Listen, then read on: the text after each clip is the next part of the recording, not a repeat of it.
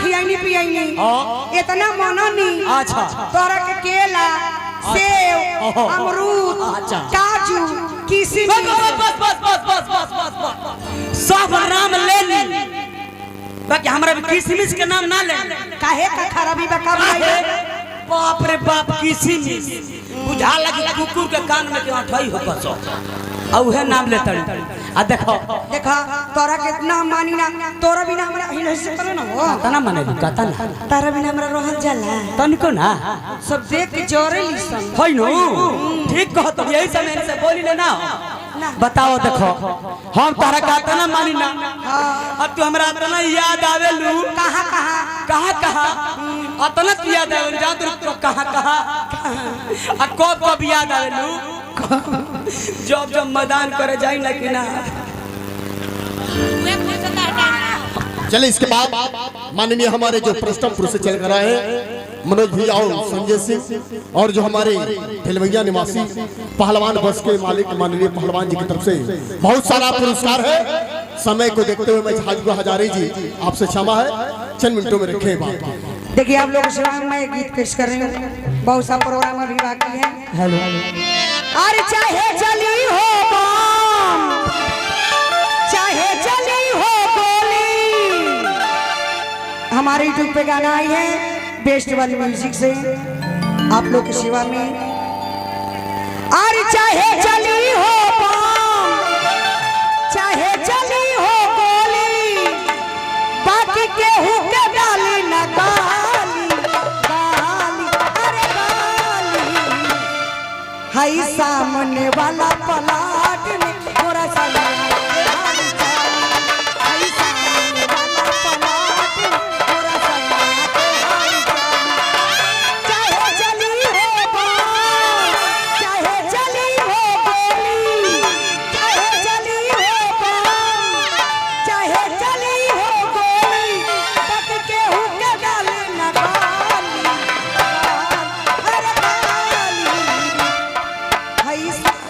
वाला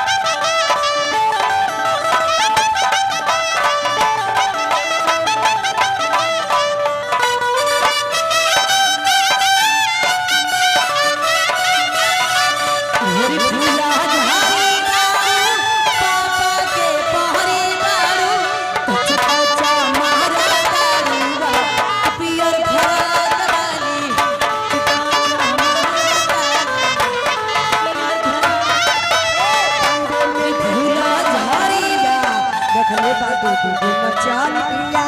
बम्बे में लेके मकानिया रखले बाबू दूगो चाल गिरे लखिया से पानिया चटल वही के चटानिया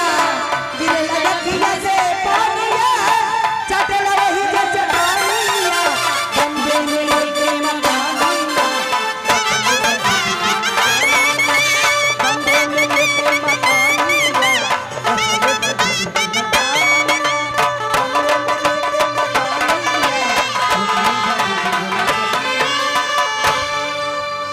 चलिए इसके बाद आइए दोस्तों भी आप देख रहे थे हमारे तीसरे सुपरस्टार जिनका नाम था मिस गीता रानी और मिस पारो रानी। इन लोगों को जाने के बाद अब मैं वो प्यारा कलाकारों फनकारों का गाज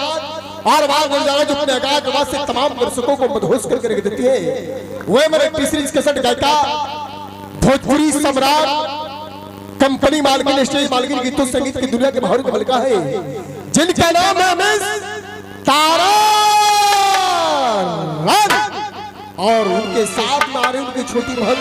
जो हमारे तीसरी के साथ गायिका गोल्डन स्टार वो भी हमारी कंपनी मार्केट स्टेज मार्केट है जिनका नाम है मिस बरखा रानी और उनके साथ में बहुत सारे कलाकार फन कराएंगे जिनका नाम होगा मिस साक्षी जी मिस रिमझिम जी और मिस मधु जी और ऐसे अपने मंजर कलाकार फनकारों को साथ लेकर आएंगे। कहा गया दोस्तों कि जब चाहा जज्बात से खेला जब चाहा दिल तोड़ दिया जब चाहा जज्बात से खेला जब चाहा दिल तोड़ दिया तो हमने भी ऐसे लोगों से मिलना जुलना छोड़ दिया।